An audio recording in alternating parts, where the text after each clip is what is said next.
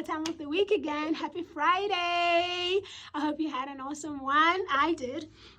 It's been a crazy long week, just came from work, and I thought I'll just jump on here and say hey and just share what's just been on my mind.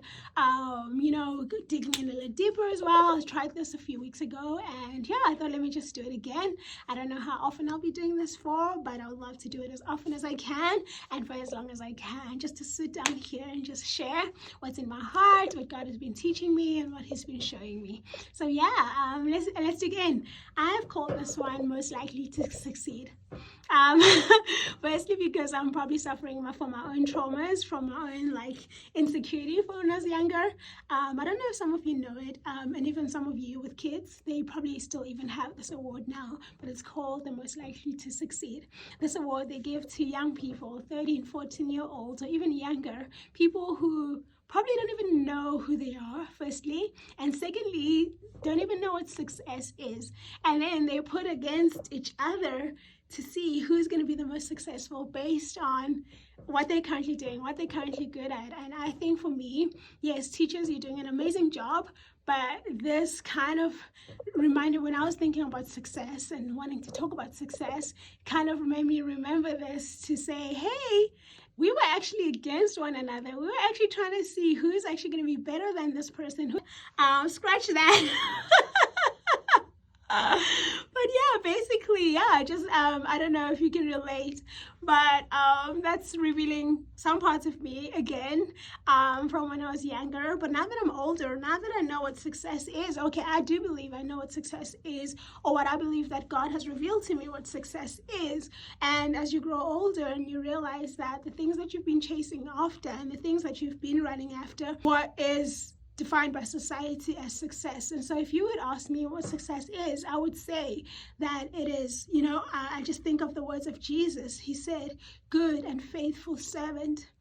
The reason why I'm saying, yeah, good and faithful servant is I base my what is success answer on what has God given us, what has he put in our hands for us to do on this earth, because I don't think any of us would have been born if God never had a purpose for each and every one of us. And that purpose then would lead to success. When I think of life and everything, obviously then I take it back to the garden, because that's where the greatest fall ever happened. It happened in the garden with Adam and Eve. Adam and Eve were given this garden. They were given these things by God to look after, to take care of. They were meant to look after the garden, the trees, the animals, name the animals, multiply, get together, get married, be merry, make children. but they missed it. They forgot. They took their eyes off of what God had given them, and they looked elsewhere. They looked somewhere else. They looked at the world. They looked at what the enemy was offering and forgot what God was offering. And I think if we go back to then the garden to say, hey, God, what have you given me? Who am I? What am I created to do? Because all of us have been created to do something, and all of us have been given something so small that we have been given ability to grow it. Otherwise, God would not have put us on this planet with something that we can't grow, with something that we can't be better each and every day. And yeah, if you have missed it, yeah, have grace for yourself. Have grace for yourself.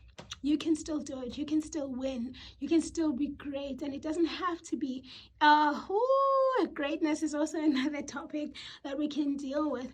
Greatness in the kingdom of God, it's almost like an upside down ladder. God's kingdom is an upside down kingdom where greatness, he says that greatness is like being like a little child.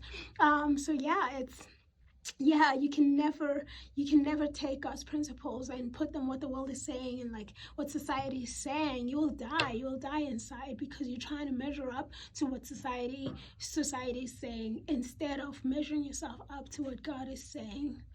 Anyway, I hope you're blessed by this. And yeah, most likely to succeed. I believe that you are most likely to succeed. You are most likely to succeed. You are most likely to succeed. All of us are most likely to succeed if we continue on this path that God has given us, on this path called life.